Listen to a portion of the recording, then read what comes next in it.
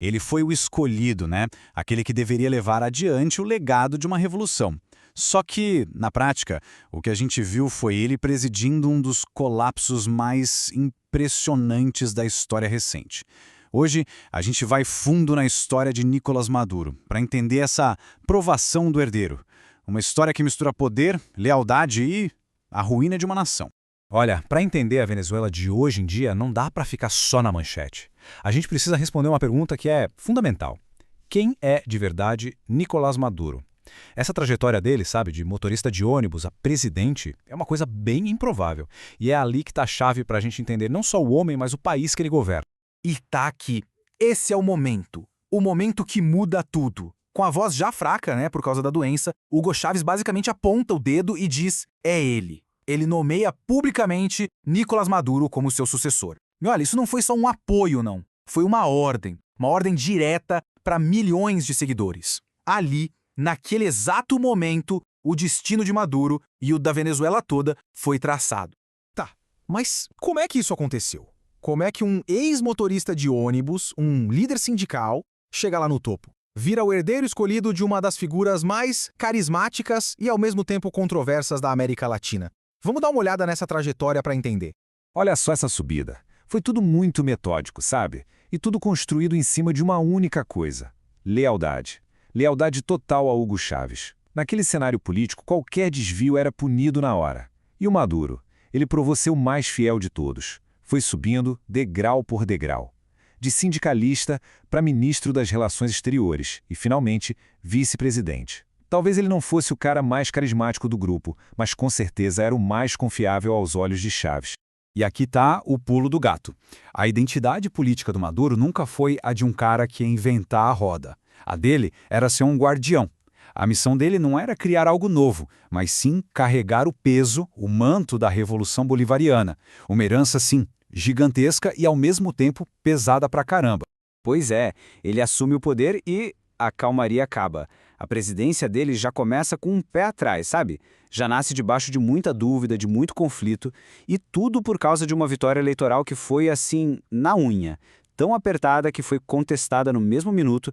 Olha só esse número, 1,49%. Menos de 1,5%. Essa foi a diferença que deu a vitória para ele em 2013. É um resultado mas tão frágil que não deu a ele aquela legitimidade forte, sabe? E a oposição, claro, nunca aceitou, bateu o pé falando em fraude. Então, desde o primeiríssimo dia, já tinha essa sombra de ilegitimidade em cima do governo dele. E aí, a partir daí, os desafios foram se empilhando.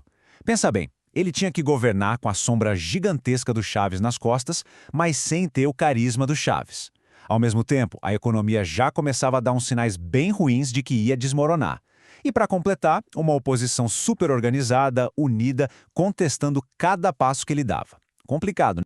E aí que a gente entra no assunto que acabou definindo a presidência dele, a crise econômica. O que aconteceu sob o governo Maduro foi um dos colapsos econômicos mais brutais da história moderna, tirando cenários de guerra. Foi literalmente uma espiral de colapso. E para a gente ter a dimensão do estrago, é importante entender uma palavra: hiperinflação. Isso aqui não é só preço alto, não, é muito pior. É quando os preços sobem tão rápido, de um jeito tão descontrolado, que o dinheiro na mão da pessoa perde valor de um dia para o outro. Isso simplesmente destrói salários, acaba com a poupança de uma vida inteira e quebra a economia. E essa ideia, que parece tão abstrata, virou a realidade dura e crua do dia a dia. Em 2018, a inflação anual na Venezuela chegou a, pasmem, 1.700.000%. É um número que a gente mal consegue conceber. Na prática, o que significa? Significava que o preço de um pão podia dobrar em poucos dias. O poder de compra da população foi simplesmente pulverizado. Ok, mas o que causou tudo isso? O que alimentou essa crise? Bom, em grande parte foi o colapso da indústria de petróleo, que era tipo a coluna vertebral da economia venezuelana. A queda na produção foi absurda. Dá uma olhada. De mais de 3 milhões de barris por dia no auge, caiu para menos de 500 mil em 2020. Foram anos e anos de má gestão, de falta de investimento e ainda por cima sanções. A principal fonte de dinheiro do país simplesmente sumiu. E aí, aqueles números gigantes da economia se transformam numa coisa muito real. Um custo humano devastador. A vida das pessoas virou uma luta diária pela sobrevivência. Imagina só, Prateleiras de mercado vazias, hospitais sem remédio, apagão toda hora. A pobreza e a desnutrição dispararam. E o resultado? Mais de 7 milhões de pessoas foram forçadas a largar tudo e ir embora. É o maior êxodo da história recente da América do Sul. Como era de se esperar, né? A crise econômica acabou transbordando e virou uma crise política gigantesca. A pressão nas ruas só aumentava e a resposta do governo não foi de diálogo, de abertura. Foi o contrário, foi de endurecimento. E isso levou a um confronto direto com a oposição. E essa escalada foi muito rápida. Em 2014, a gente vê protestos em massa sendo reprimidos com força. Aí, em 2015, a oposição consegue uma vitória que foi histórica, levando a maioria na Assembleia Nacional. Qual foi a resposta de Maduro a isso, em 2017? Uma jogada política muito ousada. Ele criou uma outra Assembleia, uma constituinte paralela, lotada de aliados. Na prática, essa nova Assembleia simplesmente tirou todo o poder do legislativo que tinha sido eleito. Era a última instituição que o governo não controlava totalmente. Foram atitudes como essa que acabaram consolidando uma percepção, tanto na Venezuela quanto no resto do mundo, de que o governo dele tinha se tornado autoritário. A acusação era clara de que ele estava, sistematicamente, desmontando as instituições democráticas só para se segurar no poder.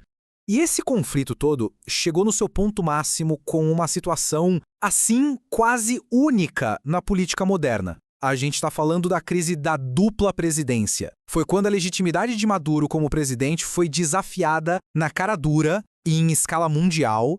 E o que disparou essa crise toda foi a eleição presidencial de 2018. A maior parte da oposição boicotou, não participou, e mais de 50 países, incluindo aí os Estados Unidos e a União Europeia, olharam e disseram: essa eleição não é legítima. Pronto, o resultado dessa eleição abriu a porteira para um desafio à autoridade do Maduro como nunca se tinha visto antes. O resultado foi essa confusão. Uma situação completamente maluca e sem precedentes. O país rachou no meio. De um lado, Nicolás Maduro, controlando o judiciário e, o mais importante, os militares. Do outro, Juan Guaidó. Ele era o presidente da Assembleia Nacional e, usando esse cargo, se declarou presidente interino do país. E, na hora, foi reconhecido pelos Estados Unidos e por um monte de outros países. A Venezuela, na prática, passou a ter 2 presidentes ao mesmo tempo. E esse impasse, claro, travou o país inteiro. O isolamento diplomático ficou ainda pior. As sanções internacionais apertaram ainda mais a economia que já estava no chão. E no meio dessa briga pelo poder, a situação para o povo venezuelano, a situação humanitária, atingiu o fundo do poço. E é assim que a gente fecha o círculo, né? A gente começa com o sucessor designado, o cara que tinha a missão de continuar um legado, e termina com um governante super contestado, cuja presidência virou sinônimo do desafio de se manter no poder no meio de um colapso nacional. É a tal provação do herdeiro.